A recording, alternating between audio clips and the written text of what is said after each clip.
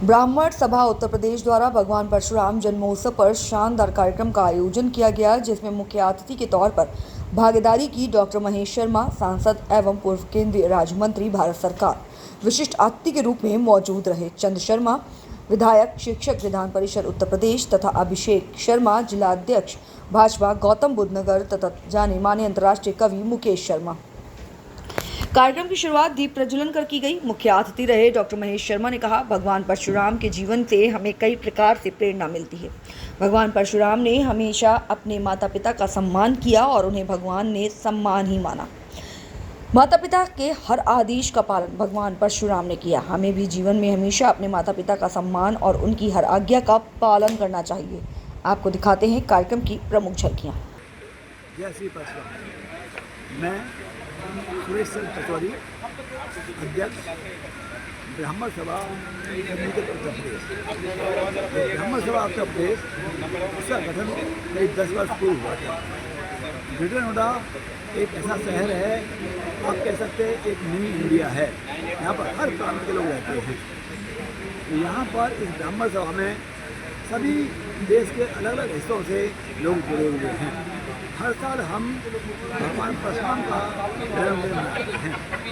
ये कहने को तो ब्राह्मण सभा द्वारा आयोजित किया गया है, लेकिन हम समाज के सभी वर्गों के लोगों को आमंत्रित करते हैं, उनके विचार जानते हैं, वो अच्छे अच्छे विचार यहाँ हमारे बीच में देते हैं। प्रवचन का भी हमारा आयोजन होता है, जिससे हमारा समाज, हमारा हिंदू धर्म और संगठित हो।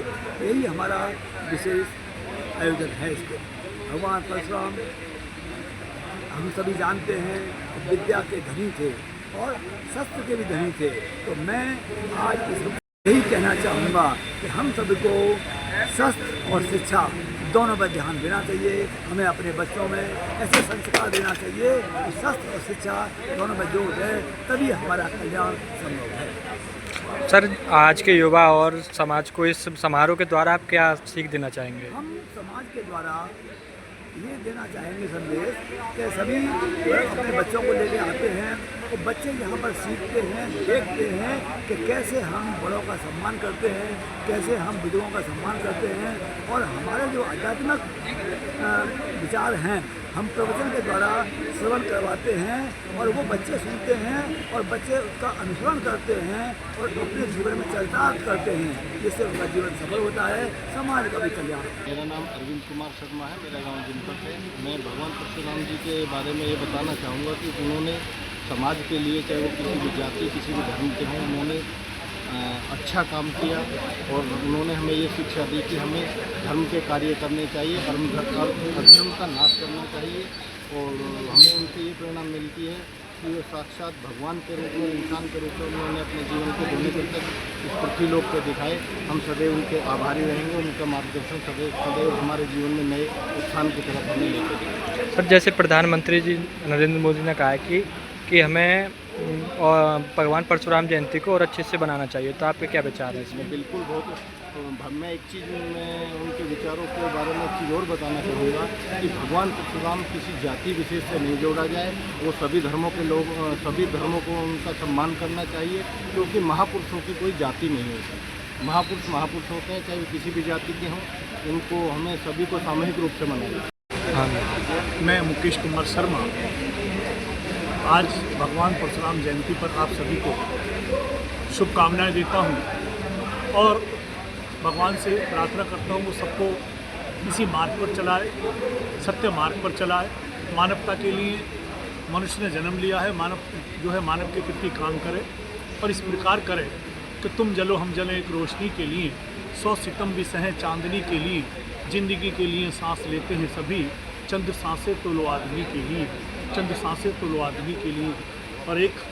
और अभी हमारे यहाँ पहलगांव हुआ, उसके ऊपर मैं कहना चाहता हूँ समस्त देशवासियों से, अभी जो पहलगांव हुआ है उसके ऊपर समस्त देशवासियों से कहना चाहता हूँ। और सबसे पहले आज उन्हें श्रद्धा सुमन अर्पित करता हूँ जो उस पहलगांव हमले के अंदर जिन परिवारों पर ये कष्ट बीता, भगवान उनकी आत्मा को शांति दे और उनके परिवार को इस दुख को सहन करने की शक्ति प्रदान करे।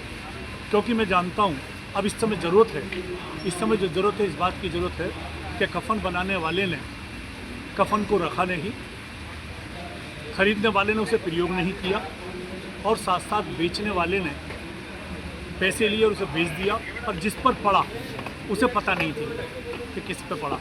तो तब मैं एक सभी समझ देशवासियों से कहता हूँ कि ज़िंदगी जिंदा है सिर्फ कफन के लिए, और कफन है अगन के लिए और दफन के लिए। यारो जियो फ़कत उम्र के 4 दिन, 2 कलम के लिए 2 वतन के लिए, 2 कलम के लिए 2 वतन के लिए। आपको बहुत बहुत भगवान परशुराम जयंती की शुभकामनाएं।